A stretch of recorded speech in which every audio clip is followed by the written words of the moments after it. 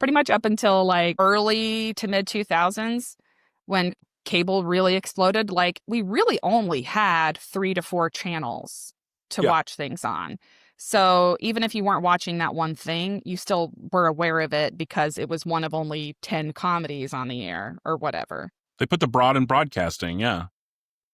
So that's what I mean by the monoculture. That's just like one specific example of it. So the monoculture isn't around the way it was, right? Because everybody's watching niche things. Our media Nobody's diet watching... now is so fractured. Yeah, it's not like it was when our parents were growing up where it's literally 2, 6, and 8 or whatever, and the TV turns off at 10 p.m. and there's nothing on. It's just so much more fragmented because we aren't consuming media in the same way, and as collectively, it fractures reality. Because from the media studies perspective, media really does kind of both reflect back and also influence. It normalizes I guess, things, yeah. the culture. Yeah. Yeah. So that's when I say the monoculture is dead, I generally just mean everything is so fractured now. Another great example of this. Thomas, do you know who the Call Her Daddy podcast is? Have you heard of that? No, I have not. Right here. Kamala was on her podcast. She was like the alternative, I guess, to Joe Rogan that Kamala went on. I have no idea off the top of my head what her numbers are like. But she has a big enough of a platform that Kamala, went on